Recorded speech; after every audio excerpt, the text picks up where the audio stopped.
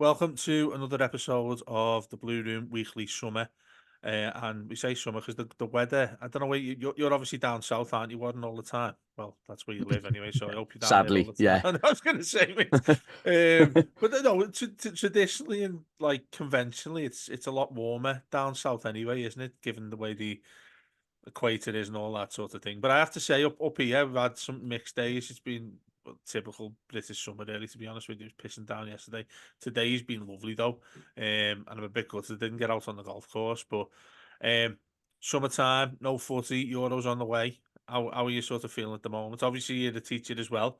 Think you're not Yeah. far away from the summer yourself, are you?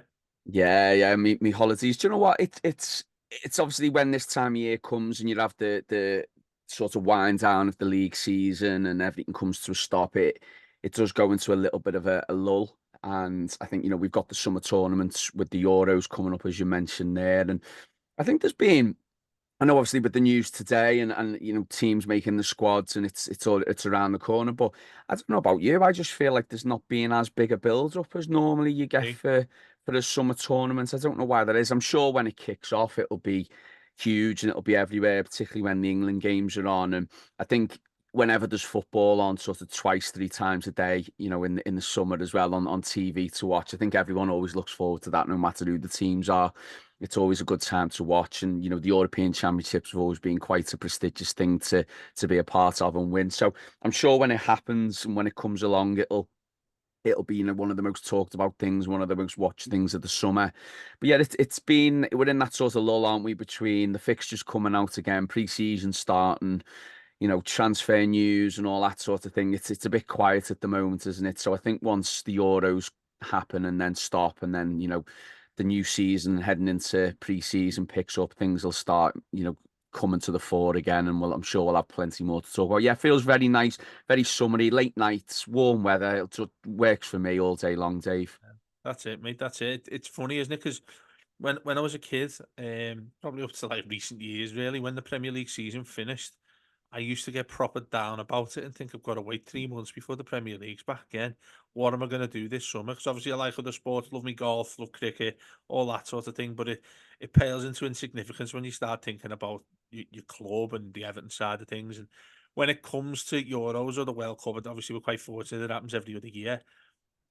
But it's mad when after a World Cup's been and gone, I always think of the Euros as a much smaller event, and I suppose it effectively is if you start comparing the both of them. But in itself, given how appalling England have been in regards to not really getting near winning one, apart from the last Euros against Italy in the final at Wembley, um, I get quite tiresome of international football, to be honest with you. I'm not Mm. I, people might turn off with me saying this. I probably really shouldn't, but I'm not too fussed about England in international football. And that's nothing to do with Everton's relations to it. Although I think many people would point out the fact that whenever we have anybody who's successful enough to get in the England squad, that usually means you're waving goodbye to them as well. If you Yeah, think of the history, what we had with the likes of Rooney and more players than that as Stones, well. Yeah, exactly. John Stones Stones as well. Yeah, back in the day. I remember Michael Ball when he was in there, he ended up leaving as well. We haven't got a great record for obvious reasons, like as players naturally are going to want to go on to bigger and better clubs. Or you know, better clubs right now, given our situation and the way they've been for several years. But um, this one, the announcement today, the particular interest for us is Jared Branthwaite, one of the seven that Gareth Southgate's decided to drop from the squad that he's not going to be taken over to Germany. I did a poll about a couple of hours ago just to relate to it, and 52% said they are happy that he's not going.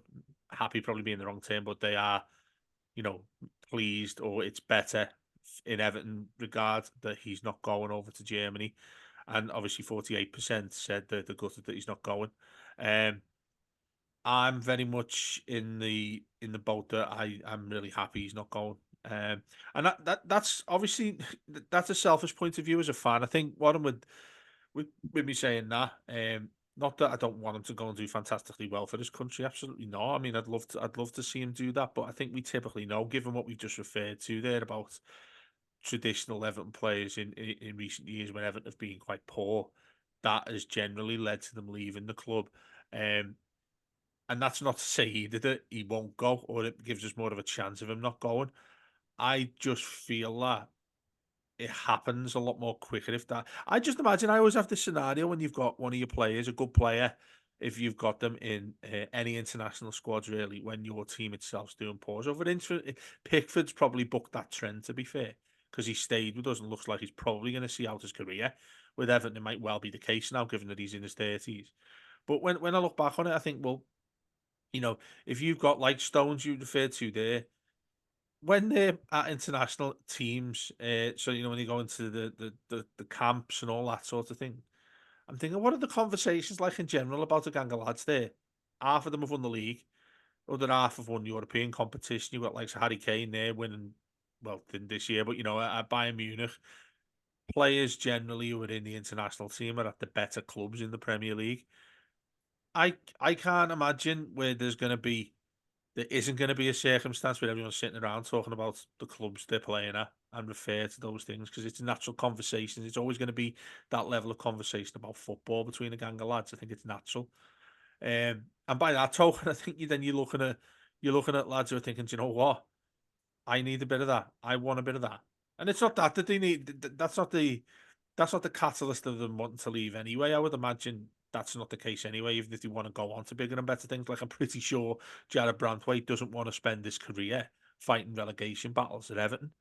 Mm. But that's why I have an issue. So I have to say, when I seen his name wasn't included, and it was one that he was pulling out of the seven, I was pretty content with seeing that. And plus, he can go and have a holiday, get sort of a load of rest before we get back in the season. That's if he hasn't already gone by that point. Do you know what? And I think before people jump on the pair of us, I'm in agreement with you that I'd rather players be fresh and fit for us. And I've never been a huge England fan by any stretch. I've always said, I hope they do well, or I hope the players who certainly come from our team and go and represent England, certainly hope they do well. But first and foremost, I'm an Everton fan, and I know there's always this club versus country argument, and I know there's some people out there who are huge Evertonians included, who are huge England fans as well, and Mhm. that's more power to them. I think just for me, I'll never feel. I think a lot of people agree with this. I'll never feel the way I feel about England the way I do about Everton. It's simple as that. I mean, Yeah, when we nearly went down, it nearly broke me, and I'll never feel about that about England getting knocked out of a quarter final or whatever. It just doesn't work. But yeah, yeah, it's a you really know, good way of putting it. yeah, and like I said, before people jump on us, it's not that we're happy that he hasn't made the squad. Of course, we'd rather him be in the squad because for him as an individual, I'm sure he'd love to be involved, and I'm sure he'd love to be on that plane. It'd be great experience for him to be playing tournament football at that level. It would only benefit Everton if he stayed at us if that happened. But I think from the point of view that me and you are coming from, I think we if he is to stay with us, then we want him fresh for us, because we know as well when the tournament finishes and pre-season kicks in, the international players who've been involved in summer tournaments are always given an extra 2-3 weeks off. So that just Yeah, stifles your start of your season a little bit as I well, was because they're looking not at that quite one. fully. I was looking at that just before Yeah. it came on there, and I think it's 20. If England gets to the final, which is the 14th of July, season Mm, starts on the 11th of August. I so it's think less that's than a month.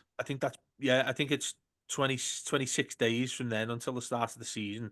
And And if of they're course, getting 3 weeks pre-season off, well, exactly. And if he's getting pre-season 3 weeks typically off, starts in July as well, doesn't it? So exactly. Mate. I, Yeah, I think we'll I talk think about them shortly about yeah, the pre-season. But yeah, about sorry, go on. Everton's one. Yeah. But yeah, no, of course, but it's the same argument for me I have with Jordan Pickford, because look, we all know how great Jordan Pickford's been for us the last 3-4 years. I mean, arguably being Everton's best keeper, Mm. sorry, best player in the last 3 years, and now there's even talk of probably since Southall being our best keeper after Southall, and that's huge praise being leaked on him, which I think he's certainly earned that praise, and definitely deserves to be involved in that conversation in terms of all-time Everton keepers. But there is always that argument with non-Everton players, sorry, with non-Everton fans about Pickford being in the number one spot for England, and there is always sort of that non-Everton feeling about him that he shouldn't be there, and Ramsdale should be number one, or Mhm. Henderson's coming through now with this lad who I know he's been left out, but Trafford's at Burnley, just talk about him being a great keeper in the future, and it gets to the point with me where I'm just sick of that argument, and in the end, I just go, "Do you know what? If you just don't want him playing for your country, we'll have him fresh for Everton." And that's how I feel a little bit about Branthwaite. And what I've been encouraged by, though, I do have to say, Dave, is a lot of the comments I've read from non-Evertonians saying how they think it's a bizarre decision, with reference to him being a left-footed centre half, with the defence probably being England's weakest position. Mm, And I think as well, sometimes in these tournaments, young players sort of step up and find the feet, and there's not really a fear there because they can just go out and express themselves because they're young enough to A, overcome it, and B, yeah, they're going to get better anyway. So I think if they'd have selected Branthwaite, it just would have been a nice option. And I do think the idea of him and Stones playing together, I think, is a lovely prospect because they're both similar players, and then they both will complement each other. But I think certainly with Stones' experience now, as he's approached 30, and Branthwaite coming into that sort of style of play like that Stones is, I think they would have complemented brilliantly. And I think it would have been to England's benefit. But there's two sides I look at it, and we've touched on it. Is that the first sides of it, I'm gutted for him because I'm sure that he would have wanted to be involved. He's had that taste of it, but having his first cap the other day and then mm, being a part of the squad.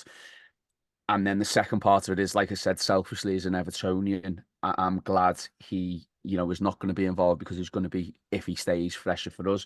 I think you're absolutely right in terms of the conversations and the comments, because no doubt about it, I think he is a footballer. He will want to play at the highest level. All footballers do. That's why they are where they are. He'll want to be in Champions League. He'll want to be, fighting for the league. He won't want to, like you said, be scrapping for relegation every year. And that's absolutely natural. fair Yeah, enough. Not, yeah, absolutely. I wouldn't blame him if down the line he left us, and I think that's inevitable. But I think also that I think players now, and I say this, and he could end up leaving next month, but I think players now probably are a little bit wiser to what's more suitable for them. I.e., I'll use a man who's been left out today of the squad, Jack Grealish, who mm, stayed with Villa for that extra year and got them promoted, and then left to go to Man City, and Villa benefited from that. So I don't know whether him signing the deal he signed the year before, or is it this season when he signs his long-term deal, will just give us that bit of security. But also he might think, "Do you know what, I might fancy playing at this new stadium and then give myself 2 more years of playing every single week alongside a very experienced defender in Tarkowski who we can still learn from and play yeah, with." And and that place is his now. He's not going to lose that place if he was to stay. So he might look at that. He might look at that and think, "Do you know what? I want to be in there in Bramley-Moore. Who knows where the club could be in a couple of years once we're in the new stadium?" And he might look at that and think, "Do you know what? It's worth maybe waiting for." He also might be on the flip side of that thinking, and this could be the danger, is that I haven't made the England squad. I haven't realised my dream of playing in a summer tournament. Maybe I do need to go to a more perceived bigger club than Everton so that I'll get more of a chance of being recognised and being selected for England. So that's the danger we've got.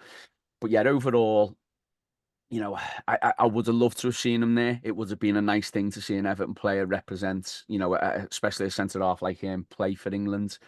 But at the same time, if he is to stay with us, I think that's naturally only going to benefit us. So it's a double-edged sword. It's a tough one to sort of answer, but I think in the end, happy is the wrong word, like you said, Dave. But we've got to go with it and take the benefits from it. That obviously will be best for us.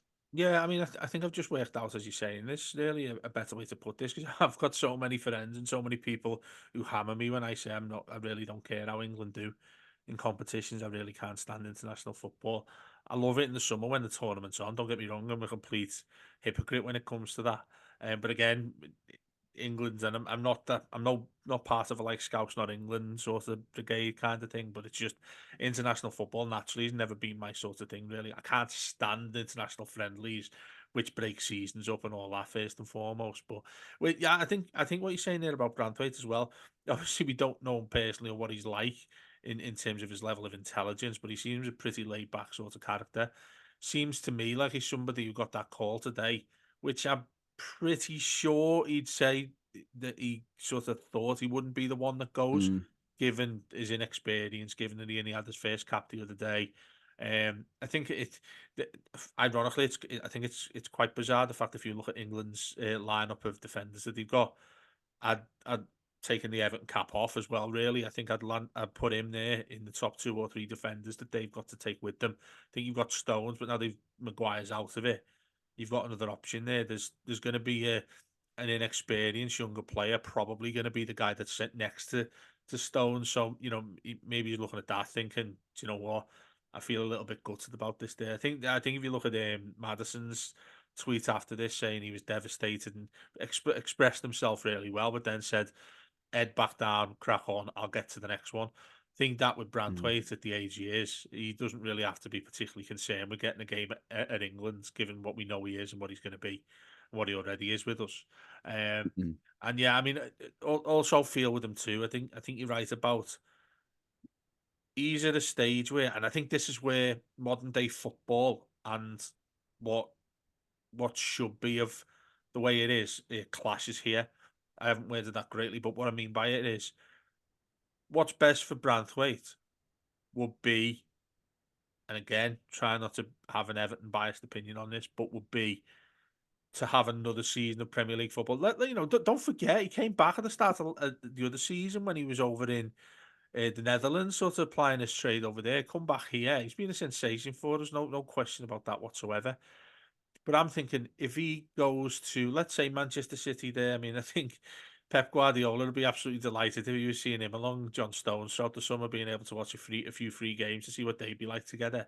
Um, but I don't see a move in particular, and I'm just, putting a blanket over all of these clubs above us, that he's going to be the guaranteed starter at centre back initially anyway. So I'm sort of leaning towards thinking, well, if he stays at Everton there, you're getting the level of experience that you need in Premier League football. You know, you're going to be at a club that's playing Premier League football. Touch wood for many more seasons to come, but at least one more season before you get to the brand new stadium. I, I don't think that's probably in his thoughts whatsoever. But I'd like to think that that's the way he's inclined. Having said that, we'll move on to this now because it's something that's going to constantly linger in the background throughout the summer anyway, given the ownership issues, and I think many people were celebrating when 777 were eliminated from the process. Felt like Dragon's Den, not Dragon's Den, the other one, The Apprentice to me. When I'm thinking, yeah, they've been fired. I was absolutely delighted about that. But yeah, the news came out today that as many as 6 Premier League clubs face having to sell players before the end of June in order to comply with the division's profit and sustainability sustainability. rules. Yeah, the PSR. Um, no, not real news to us because we've been having to do that for, well, what's coming up to like several years now. Um, Mm, just for everyone listening, the other clubs involved are Chelsea, Villa, Newcastle, Forest, and Leicester. Um, Basically, we have to sell by the end of the month, or we're in more trouble, point deduction wise, financial issues we have anyway. Being a much maligned conversation, many have said, well, it's either Branthwaite or Onana, given the money that we get the most of. You get into a situation now where you want Sean Dyche, and this is where I have a lot of sympathy with him. He's got to go and look at what Everton's squad's going to be like at the start of the season, having mm. to sell a player he absolutely does not want to sell by the end of a month when we'll go into what 6 weeks before the season starts. It's tremendously difficult for him, and I do think that that's going to come more to the fore as the summer goes on. Really, what it's going to be like for him, rather than us as fans not wanting certain players to go. Um, but given what we've talking about there with Branthwaite and Onana being the two which we get the most one. Interesting, by the way, just on a side note, somebody tweeted us saying that we have to pay a certain percentage when we sell him.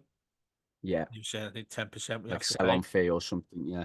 But with it being a sell-on fee, he and listeners can confirm this with me because I haven't continued to look it up. But he was saying that it's the 10% comes off the profit you make on top of the price you get for him.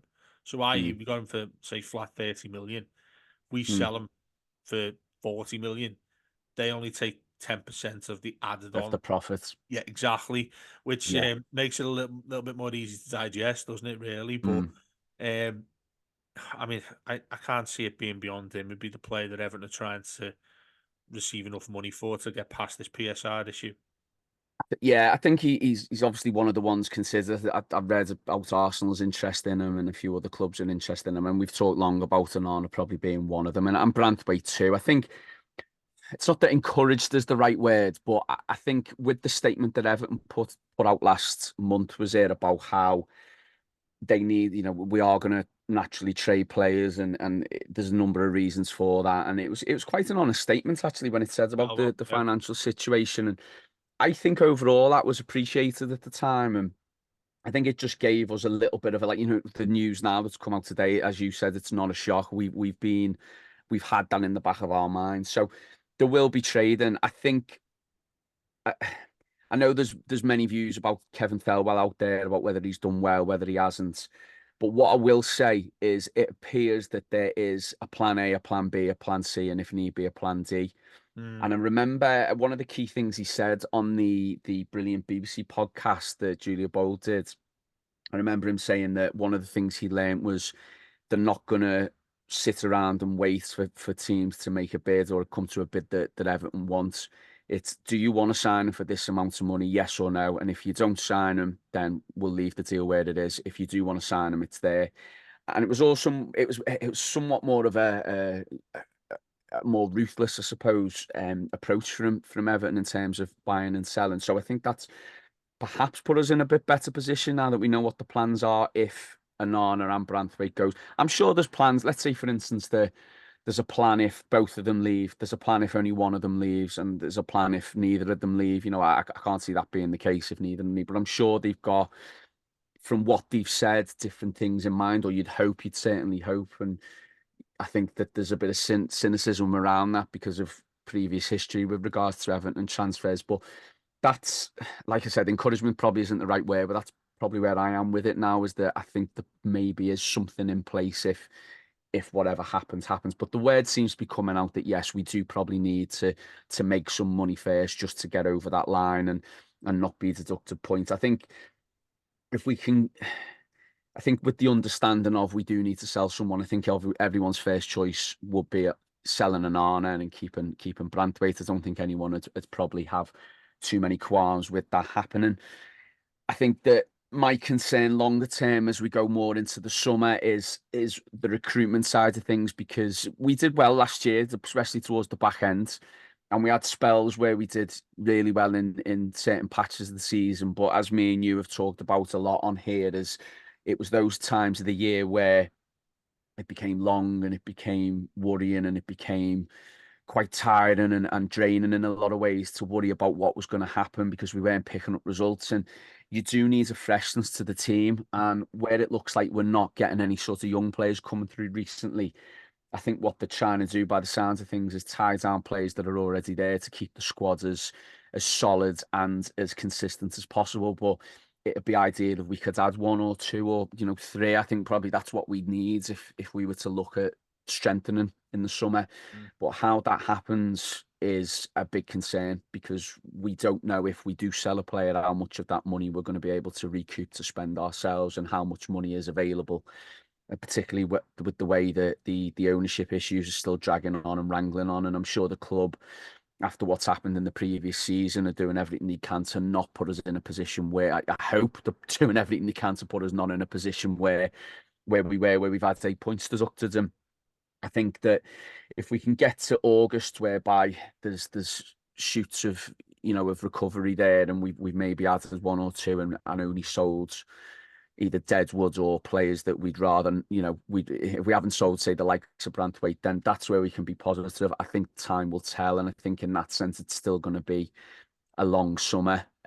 So there's a lot to sort of be concerned about, and mm, we've talked earlier about the fact that there's that lull, but it doesn't really stop, does it? And I think that concern and that worry as regards to Everton, the closer it gets to the start of August, and we haven't seen much in the way of player trade, and the more concerning it could get. So yeah, it's still a long summer to consider things, and still a big job and a big task on hand. But from what the words coming out of the club are, you hope and you feel that they've got a plan. I'm more on the hopeful stage than of the knowing stage yet, but it's certainly the word that's coming out of the club. And I think there's been noises, hasn't there? I mean, you're probably closer to it than I am, Dave, but there certainly seems to be noises that Everton aren't as concerned about PSR and having to sell and being forced to sell ultimately by this deadline, whenever it is at the end mm. of June. So Well, time will tell. I think we've just been so burnt by Everton's history with regards to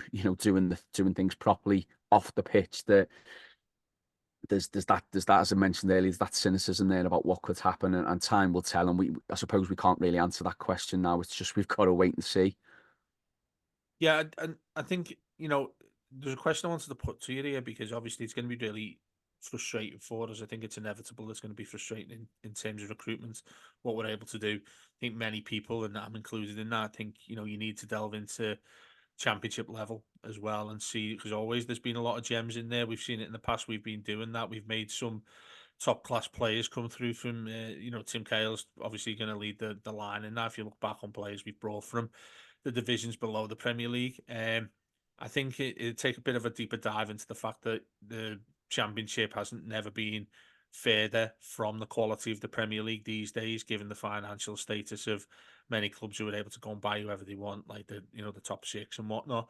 Um, Say if I put it to you that we entered next season with what we have right now, without it, first scenario without Onana, um, do you have faith in Everton to be the way we were towards the end of last season? Do you think there's a because the reason I ask that is based on the manager, because he found something that got us into a level of consistency. It got us to a level of being able to pick up results. Probably no coincidence that it happens when we're desperate to pick up these points, because it's often the situation is that you're pulling what hair you've got left. You're like me when you're watching Everton play games and you're thinking, where was this 10 games ago when we weren't really in Mm, trouble? That's just the natural. As just the human beings, that's the way things work. Unfortunately, you learn that out as you become as your football fan career goes. But um, the way this season starts obviously is crucial. Obviously, we go through the same thing that's traditional. Everyone probably get a tattoo of saying this, it matters the most this summer. This is where it really matters. We can't have it happen again. This never happens again. Inevitably, it does happen again with Everton. Um, mm. I'm just trying to keep there in reference to what you said there that have made me think about it a little bit more. Does what you said about Felwell and him talking about recruitment, and players that have to go. Look, he's not going to come out and say, "Look, we need to sell someone here specifically. We need to make this amount of money specifically." Nobody's ever going to come out and say that. But reading between the lines, that's pretty a done thing, isn't it? Given Mm. the financial issue that we've had and are still in. So I do wonder what your take is on, you go into next season with a minimal amount of new signings. Let's say not first 11 players that we go and sign on loan. Maybe a few quid we have to spend. Maybe we can put, if Anana goes, if it is him that goes, or Branthwaite goes, we've got a certain amount that we can spend of it. I wouldn't necessarily think, and I'm sure there's people listening to this and people we've had on the show who could tell me more accurately in a financial perspective, that Everton can spend a certain amount of money of what they will receive for selling players. But what would you think about going in the way we are now? Would you have more confidence than you would have given the way we ended last season, or would you just think when you're starting a clean slate, then quite quickly we'll be worrying about Everton in a relegation battle once again? Well, let's go with that scenario you've just given me, that we had the same squads, but Onana's sold. Whatever we think of him, it's a player who in spells has performed and has done well. Yes, I personally would have liked to have seen more from him.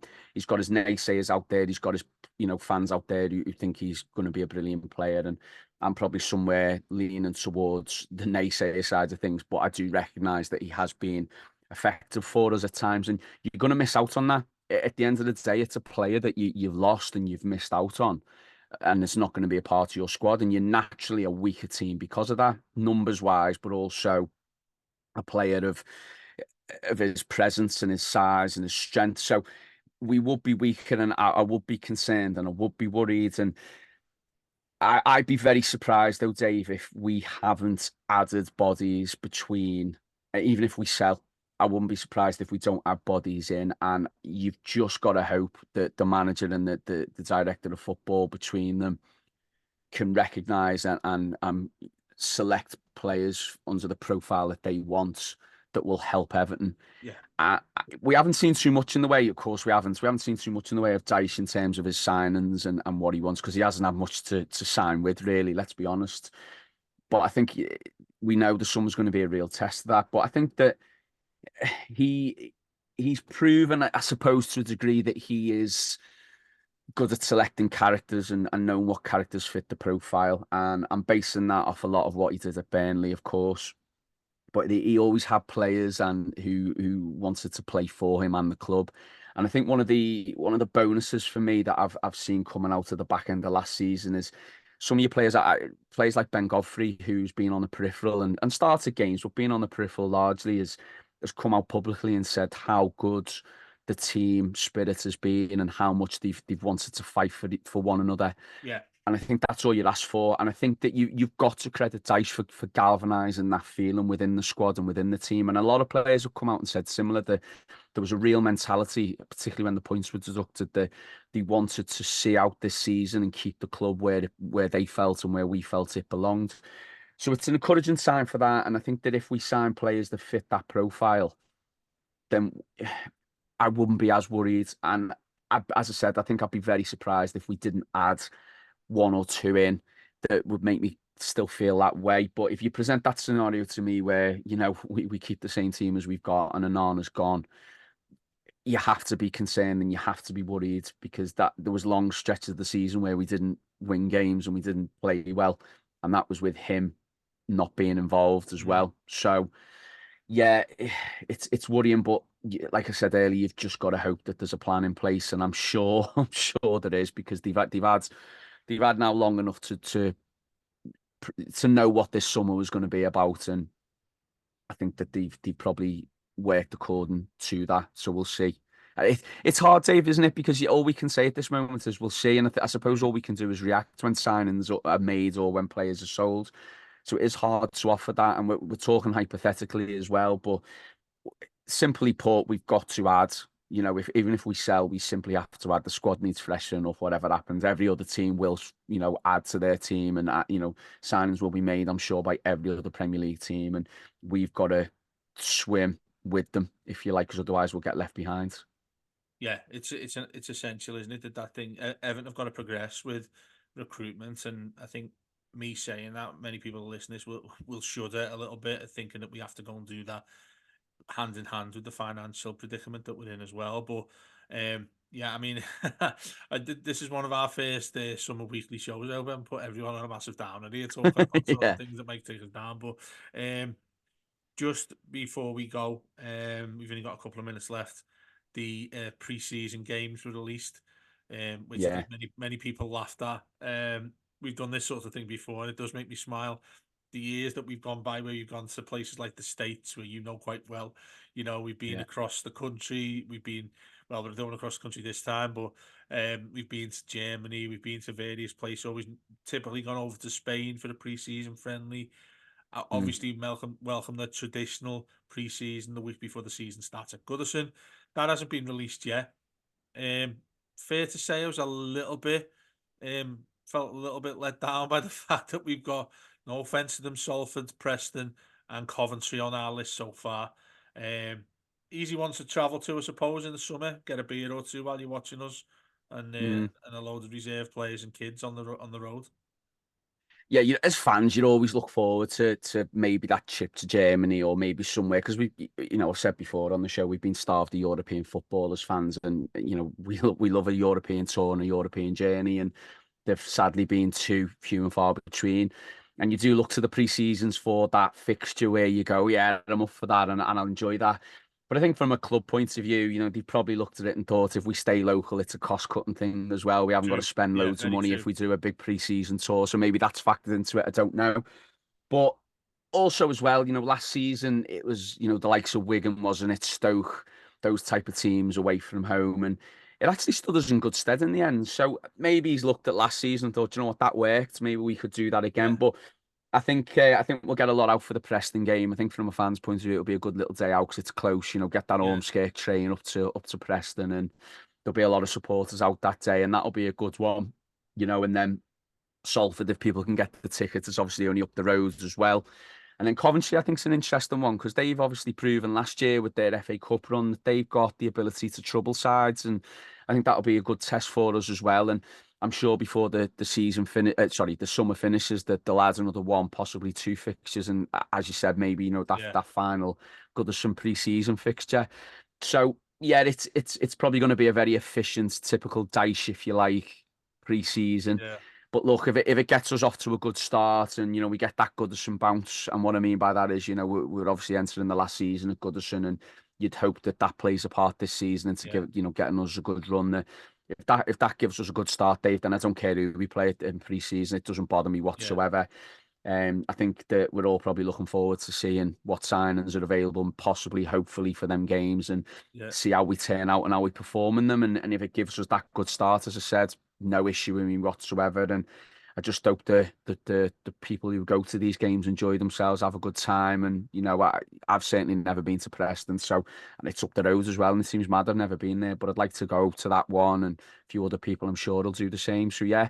fingers crossed, and we'll just hopefully see one or two more games added as well. Yeah, absolutely, mate, absolutely. And I think hopefully we're watching a couple of new signers as well. Used to be the thing that was why you love the preseason games. Go and watch these new lads play. Go and watch these kids that are being rated all over the place. Mm, Let's hope Everton get back to a little bit towards that. I think, and I've heard and I've seen plenty of rumours saying that it's Atalanta at home in the week before the season starts. Obviously, everything starts becoming the last thing that's happened at Goodison. The last time we yeah. play this, the last time we play that, all of that's going to come thick and fast, isn't it, when the season starts and we get back to. I think the Premier League fixtures come out. I think it's Soon, next isn't week. it? Yeah, I think it's It's always normally been. in like it's normally the second or third week of June, I isn't was going it? to So yeah, say that'll that's so. be. Yeah, I presume it's due within as early as a couple of days. We find out there, and then Mm. the age old tweet will come out. You've got to play everyone twice. You've got to play everyone Yeah. twice. Yeah. Thankfully, we're playing everyone twice, given the fact we're still in the Premier League, and hope we are when we go to Yeah. Grammy more. But yeah, thanks as always for listening to us across the summer. You know full well that we never stop. We've got loads of stuff coming up content wise. Obviously the full last season at Goodison we've done and I've done for several years now. Our Diaries of an Old Lady show, which I'm going to get Warden on to do his version of that as well. Obviously, you've got Les doing Old New Bottle Blue as well. Loads of stuff across the summer, which hopefully makes it nice when you're sitting by the pool on your holidays and having a good listen to us. Thanks as always for all the support. Rate us, do all the usual sort of things you'd like us to do, and share us. Keep listening, and we'll speak to you soon. Up the toffees.